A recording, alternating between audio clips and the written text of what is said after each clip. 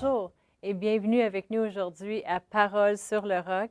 Et comme que nous avons eu le privilège hier et encore aujourd'hui d'entendre de notre pasteur fondateur, pasteur Chantal, qui a plus de 30 ans d'expérience dans le ministère en prêchant la parole. Donc, elle va nous partager aujourd'hui. C'est un grand privilège de l'avoir avec nous en vie, en santé. Amen. Amen. Bien, pour ceux qui n'étaient pas là, c'est un genre de témoignage, enseignement, si on peut dire, des 3 premiers jours que j'ai passés à l'hôpital sur les 23 jours. Sur les 23 jours, parce que vu que j'ai été près de 14 jours aux soins intensifs et intubée et dans un genre de coma, et puis après ça, bien, au moins, je savais que j'étais bien. Mais c'est les 3 premiers jours que je veux parler le plus au début. Et puis, j'ai dit aussi que le coronavirus que j'ai eu, ça s'est attaqué beaucoup, genre gastro, où ce que j'allais beaucoup aux toilettes. Fait que lorsque je suis arrivée à l'hôpital, comme j'ai dit hier, bien, la grâce de Dieu m'a vraiment entourée. Merci Seigneur. Ça l'a vraiment brisé toute peur, puis j'avais vraiment la présence de Dieu avec moi. Mais du samedi soir, puis toute la nuit, puis le dimanche, puis sûrement le lundi, mais pour moi, ça m'a comme paru plus court. Mais moi, à toutes les fois que je me lève pour aller aux toilettes, puis on est 2 dans la chambre, hein, qui a toutes les 2 le coronavirus, c'est une autre petite madame. Et puis, je me lève pour aller aux toilettes, puis je reviens, puis c'est ça qui est le plus demandant dans ma situation. Eh bien, à chaque fois que ça me réveillait, comme parce que je devais faire beaucoup de fièvre, c'est ce qu'il disait lorsqu'il venait prendre ma température, je répétais toujours, ce n'est pas la maladie qui a le dessus sur moi, mais Père éternel, c'est ta gloire qui va éclater au travers de moi. Vous savez, puis là, je me comme rendormais, si on pouvait dire, je retournais aux toilettes un peu plus tard, je répétais la même chose parce que là, je venais de me réveiller.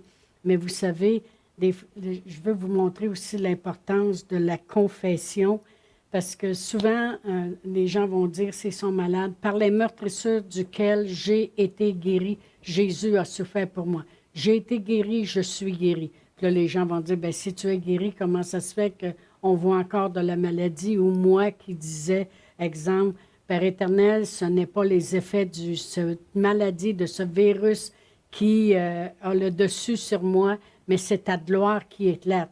Et puis, je peux vous dire qu'aller jusqu'au mardi matin, la gloire était loin d'éclater, même ça empirait tout le temps.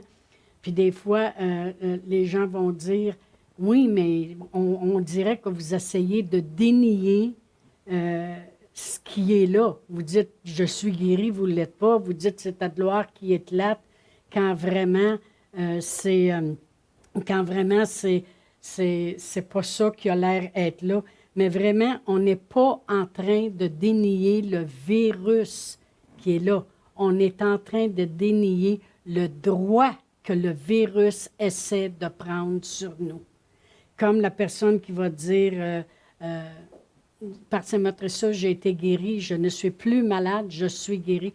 Elle n'essaie pas de dénier la maladie, elle essaie de dénier le droit que la maladie essaie d'avoir sur elle. Et en confessant la parole de Dieu, eh bien, à ce moment-là, je suis en train d'établir le droit que la parole de Dieu doit avoir sur ma vie. Amen. Et la chose, le deuxième G que je veux parler aujourd'hui, c'est la gloire de Dieu, justement. Et puis, lorsque je confessais ça, je me rappelais d'un enseignement que j'avais emmené au début de l'Église, là, 20 ans passés. Puis il y avait une petite madame dans notre Église, Madame Nadeau, et puis elle avait été emmenée d'urgence à l'hôpital, elle faisait une attaque cardiaque, et puis toutes ces choses-là. Elle ne pouvait plus bouger, ni sortir de son lit. Et puis je venais de prêcher sur la gloire de Dieu, puis que Dieu veut faire éclater sa gloire dans ma vie, dans nos vies. Et puis elle n'arrêtait pas de dire, Seigneur, c'est ta gloire. Parce que cet enseignement-là, il était frais dans son cœur, elle venait de recevoir. Et puis, elle n'arrêtait pas de le confesser. Puis quand ils ont passé les tests le lendemain matin, elle n'avait plus rien. Et puis moi, c'est ça qui m'est revenu à l'esprit. Tu sais, quand la parole de Dieu dit que le Saint-Esprit va te rappeler les choses que tu as entendues et que tu as confessées. Moi, j'avais la certitude, j'ai dit non, Seigneur, c'est ta gloire, c'est ta gloire. Pas parce qu'elle avait réussi à cause qu'elle l'avait confessé, mais parce que j'en avais la certitude.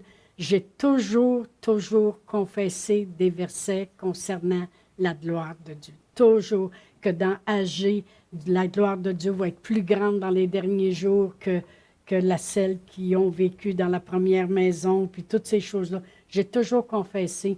Et c'était tellement réel pour moi qu'à un moment donné, je me suis levé les yeux, j'ai regardé la petite madame qui était plus âgée que moi, puis qui admirait encore plus que moi. Et puis là, quand que Martine ou Annie m'appelait, puis ma soeur Jacinthe m'avait appelé, j'ai dit, vous pouvez-vous prier avec moi pour la petite madame qui est couchée dans l'autre lit? Parce que moi, je le savais que j'expérimenterais la gloire de Dieu. Ça faisait partie de ma vie, mais je savais qu'elle ne connaissait sûrement pas cette chose-là. Alors, ils ont tous prié parce que quand j'ai sorti de l'hôpital, ma soeur Jacinthe, elle me dit, puis, as-tu eu des nouvelles de la petite madame? J'ai dit, écoute, elle doit être correcte parce qu'on a tellement prié. C'est ça que je disais. La gloire de Dieu, c'est quoi? C'est voir la grandeur de Dieu, la nature généreuse de Dieu, son amour, puis c'est la manifestation des miracles. C'est ça, la gloire de Dieu. Vous savez, Joseph, dans l'Ancien Testament, qui avait été vendu par ses frères, puis était esclave, puis après ça, il était même jeté en prison, accusé faussement, puis toutes ces choses-là. Puis quand le miracle est arrivé, puis Dieu l'a sorti de là, puis il est devenu vraiment le premier ministre du pays, le bras droit de Pharaon, eh bien, quand il a parlé à ses frères, puis il s'est fait connaître à ses frères lorsque ses frères sont arrivés dans le temps de famine, il a parlé à ses frères, puis il dit, allez reporter à mon Père toute ma gloire. Qu'est-ce qu'il voulait dire par là? C'est tout ce que la gloire de Dieu a manifesté dans sa vie, allez le reporter à mes frères. La gloire de Dieu, c'est vraiment la manifestation des grands miracles de Dieu. Dans Exode, il parle de les enfants d'Israël se plaignaient qu'ils ne mangeaient plus de pain. Et puis Dieu il a dit à Moïse, je vais faire apparaître quelque chose sur le sol qui s'appelle la manne. Et puis demain qu'ils sortent, puis qu'ils vont voir ma gloire. Et puis moi, quand je le confessais, c'était tellement réel pour moi. Mais moi, là, je n'allais pas en améliorant, là. J'allais toujours en empirant. Et puis, vous savez, tous les versets, je les connais sur la gloire parce que je les ai tellement confessés. Dans Proverbe 3,35, ça dit « Les sages hériteront la gloire ». Les sages, c'est ceux qui ont compris le plan de Dieu, qui ont compris, ils sont sages parce que finalement, ils ont compris comment Dieu les aime, comment Jésus a souffert toutes ces choses-là, comment Jésus a tracé le chemin. Ben, il dit, savez-vous qu'est-ce que vous allez hériter? La gloire. Alors, c'est une chose qu'on peut réclamer pour nos vies. Comme j'ai dit, j'ai toujours confessé ces versets-là. Dans 1 Pierre 4,14, ça dit, « Si vous êtes outragés pour le nom de Christ, vous êtes heureux, parce que l'Esprit de gloire, l'Esprit de Dieu repose sur vous. » Ça dit, si vous êtes outragés, comme l'apôtre Paul il a été outragé à cause du nom de Jésus qui professait avec puissance, eh bien, il dit, faites-vous-en pas parce que l'Esprit de gloire, l'Esprit de Dieu, elle repose sur toi. Alors vraiment, c'est l'Esprit de miracle, c'est l'Esprit de la grandeur de Dieu qui est sur nous autres. Wouhou! Gloire à Dieu. Amen. Alors, on n'est pas démunis. Puis, je confessais à chaque fois que j'étais réveillée que le virus ne prenait pas dessus, mais que c'est ta gloire. Puis, c'était tellement réel. Puis là, j'allais me recoucher. Puis là, je devais partir parce que je faisais trop de fièvre ou quoi que ce soit. Mais savez-vous que dans Hébreux 2,10, je vais aller chercher parce que je n'ai pas tout écrit mes écritures. Dans Hébreux 2,10, je ne prêche pas avec un iPad, comme vous voyez, gloire à Dieu. Ça dit, « Il convenait en effet que celui pour qui et par qui sont toutes choses, et qui voulait conduire à la gloire beaucoup de fils, ait élevé à la perfection par la souffrance le prince de leur salut. » Savez-vous que notre Seigneur Jésus-Christ a voulu nous conduire à la gloire? Il a voulu nous conduire à la réussite, au miracle dans nos vies. Comme je disais hier avec la grâce, il a voulu bannir la peur de nos vies. La gloire, c'est ce que j'ai vu. Je l'ai vu après, pas pendant que je le confessais. Vous savez, c'est pas pendant qu'on le confesse qu'on voit les choses. Mais plus on le confesse, plus c'est vrai, plus on le voit. Amen. Merci Seigneur pour la parole de Dieu. La parole de Dieu dit célébrer. David, il dit dans le psaume 66, 2, célébrez sa gloire par vos louanges. Sa gloire, il nous l'a donnée. Je ne connaissais pas ces versets-là, mais je connaissais les versets sur la gloire de confesser à propos de la gloire. Mais je peux vous dire que je chantais continuellement. Quand j'allais me coucher avant de me rendormir, ça chantait à l'intérieur de moi. Jésus, Jésus, je viens à toi maintenant. Tu me combles de richesse et je t'aime tant. Je confessais aussi comment j'espère en toi, Seigneur, car tu es mon rocher, l'ombre sous la chaleur, l'abri quand vient la pluie. Mais ça chantait continuellement.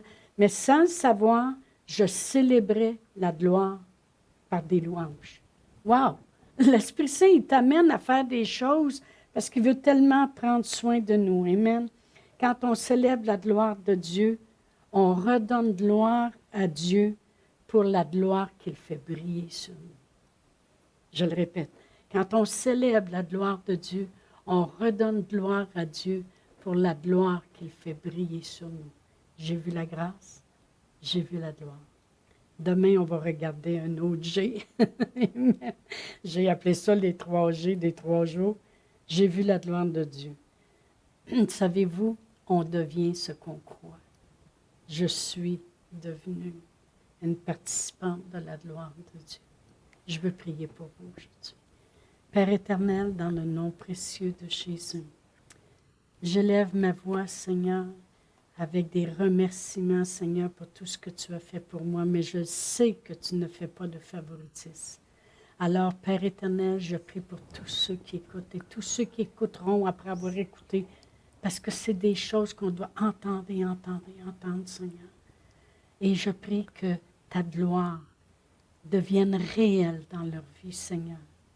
Qu'ils sachent combien tu les aimes, Seigneur, et que tu veux prendre soin au-delà, jusqu'à produire des miracles grandioses dans leur vie. Dans le nom de Jésus. Amen. Amen. Amen. Alors, merci, Pasteur Chantal, d'être venu aujourd'hui et merci à vous de nous avoir écoutés. Ça a été merveilleux. J'ai été bénie. Je suis certaine que vous l'êtes aussi. Alors, on se revoit demain.